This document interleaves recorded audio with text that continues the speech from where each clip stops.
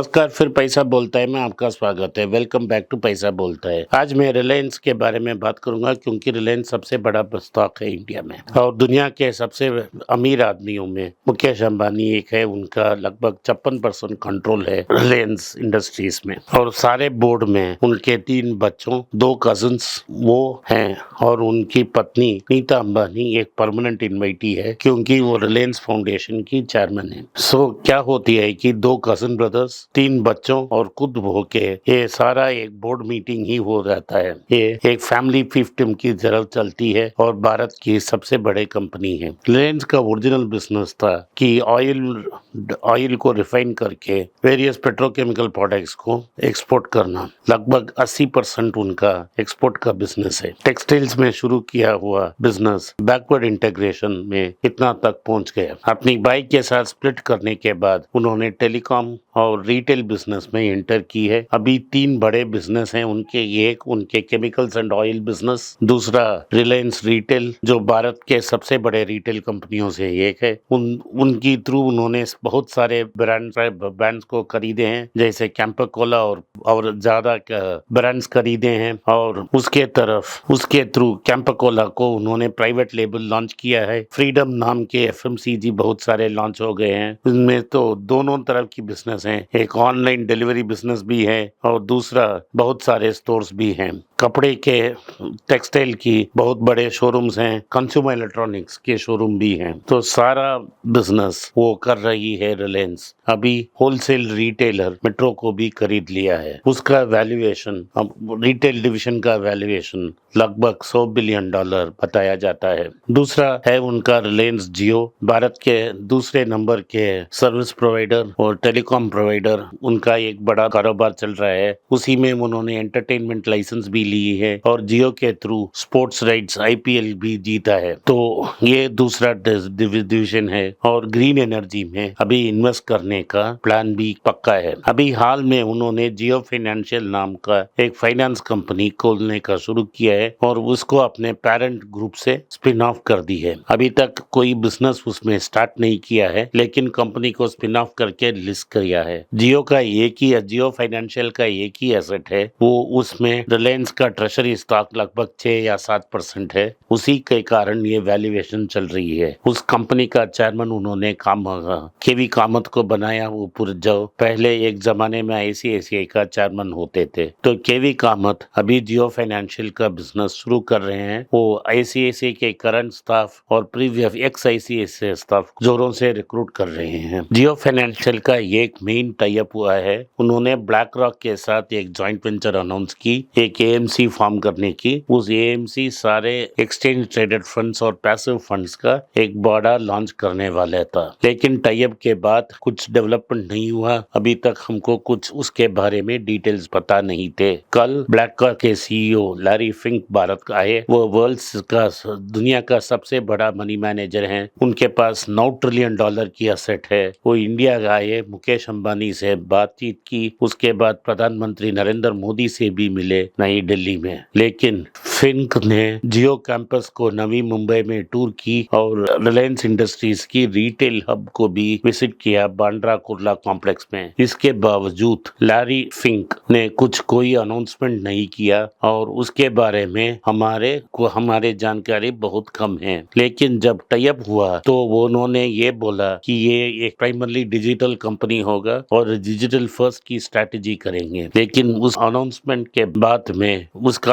के बाद इसमें कोई डेवलपमेंट नहीं है। इंडिया में बहुत सारे रिटेल इन्वेस्टर हैं जो मार्केट में कूद पड़े हैं। कोविड के बाद सब करोड़ों स्मॉल टाइम इन्वेस्टर्स, छोटे निवेशक ने डीमैट अकाउंट खोली और म्यूचुअल फंड्स में इन्वेस्टमेंट की और उस मार्केट में एक स्लाइस को पकड़ने के लिए जियो और ब्लैक रॉक की कोशिश है। एक रिलायंस का डेवलपमेंट। दूसरा डेवलपमेंट है कि स्टार हॉटस्टार भारत से बाहर निकलना चाहती है।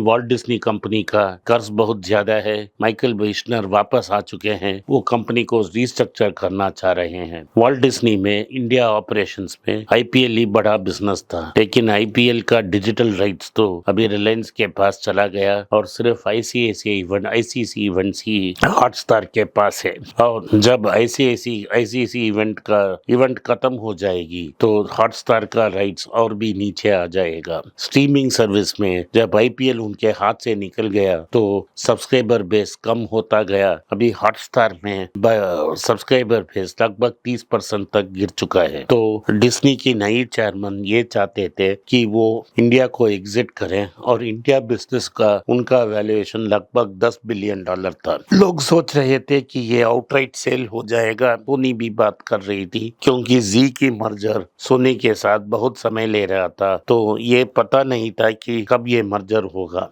लेकिन जो न्यूज अभी तक आया है उसमें का डेवलपमेंट ये है कि रिलायंस डिज्नी हॉटस्टार का पार्टनर बन सकती है। रिलायंस का वैल्यूएशन 7 से 8 बिलियन है डॉलर, लेकिन डिज्नी का वैल्यूएशन $10 बिलियन है। ये अनाउंसमेंट 1 या 2 महीने में आ सकती है कि ये एक्विजिशन हो रहा है, लेकिन हमको कोई डिटेल्स नहीं है कैसे होगा। लोग बोल रहे हैं कि डिज्नी को ऑल कैश डील नहीं मिलेगा, क्योंकि वो ज्यादा वैल्यूएशन डिमांड कर रहे हैं। डिज्नी को रिलायंस का स्टॉक मिलेगा, स्पेशली वो एंटरटेनमेंट कंपनी जो उन्होंने फॉर्म की है वायाकॉम, उसमें से स्टॉक मिलेगा। वो माइनॉरिटी पार्टनर होगा, लेकिन कंट्रोलिंग स्टेक रिलायंस के पास आ जाएगा और ये स्टॉक स्वैप और पार्ट कैश पेमेंट होगा। और इस डील के बाद डिज्नी का सारा लाइब्रेरी रिलायंस के पास होगा। आपको पता है पैरामाउंट का ऑलरेडी लाइब्रेरी रिलायंस के पास है और रिलायंस एक बेहमत बन जाएगा एंटरटेनमेंट इंडस्ट्री में। रिलायंस का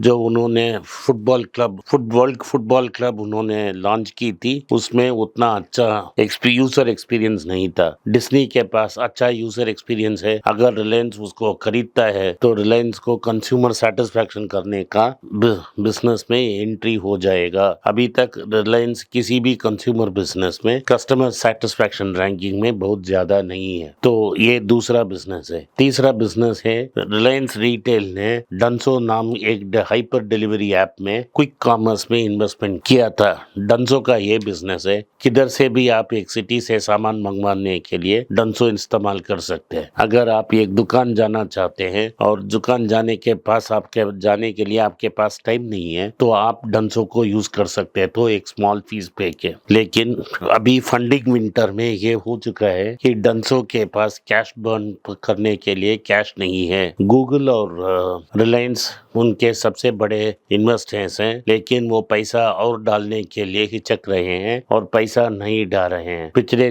6-7 महीने से डंसो अपना एम्प्लॉइज को तनख्वाह नहीं दे पा रही है और कंटिन्यूसली तनख्वाह डिले कर रही है। 2-3 को फाउंडर्स हैं, उन्होंने रिजाइन कर ली है, सिर्फ एक को फाउंडर है। लेकिन अभी डंसो के पास अपने स्टैट्यूटरी ड्यूज सैलरी तक देने के लिए पैसा नहीं है और रिलायंस अभी तक नया पैसा डालने से हिचक रहा है। गूगल भी हिचक रही है। अगर ऐसा ही होता जाएगा तो डंसो को अपने ऑपरेशंस बंद करने के सिवा कोई चारा नहीं है। ये हमें शक होता है कि रिलायंस वेट कर रहा है कि इसका वैल्यूएशन 0 तक आए और दूसरी इन्वेस्टर्स जो हैं उनको कुछ ना मिले और रिलायंस फ्री में ये बैलेंस 40-45% स्टेक है जिसको वो खा सकती है। देखना ही पड़ेगा कि क्या हो रहा है। डंसो जब एक्वायर किया रिलायंस ने तो सोच यही थी कि जियो गोडाउन डार्क स्टोर से बहुत जल्दी वो डिलीवरी कर सकते हैं, लेकिन अभी चोक कर रहे रिलायंस डंसो को चोक कर रही है, स्लो डेथ की तरफ पुश कर रही है, जैसे ही उन्होंने फ्यूचर रिटेल को किया है और बाद में सारे एसेट्स को सारे फ्यूचर शोरूम्स को रिलायंस रिटेल शोरूम्स में बदल दी लैंड ओनर से एग्रीमेंट डाल के। वैसे ही डंसो को भी करने का चांसेस बहुत ब्राइट है। अभी रिलायंस का प्राइस 2250 रुपया के ऊपर उधर उधर ट्रेड हो रहा है। जिनके पास 6 महीने के पास रिलायंस के पहले रिलायंस था, उनको equal number of Jio financial shares मिला था, लेकिन पिछले 6-7 महीने में रिलायंस अब बहुत अच्छी परफॉर्मेंस नहीं की है। अभी 2250 में 23 to 24 टाइम्स अर्निंग्स में ट्रेड हो रही है। ऊपर जाने का चांसेस बहुत कम है, क्योंकि मार्केट में भी मंदी है। अगर ऐसा ही मंदी रहा तो और 10 या 15% नीचे आने के चांसेस बहुत ज्यादा है। सो अभी इस दाम में आप रिलायंस कंसिडर मत कीजिए। अगर आपने इस पॉडकास्ट को सुना, इसके लिए मैं आभारी हूँ। अगर आपको इस वीडियो पसंद आया, इस वीडियो को लाइक कीजिए, हमारे चैनल को सब्सक्राइब कीजिए और बेल दबाना मत भूलिए। अगर आप बेल नहीं दबाएं तो एक नोटिफिकेशन नहीं आएगा हर समय जब हम वीडियो डालते हैं। अगर ये सब करके आपको खुशी हुई तो इस वीडियो को आप अपने दोस्त और रिश्तेदार के पास भेजें और इस वीडियो के बारे में बताएं। धन्यवाद, नमस्कार, जय हिंद।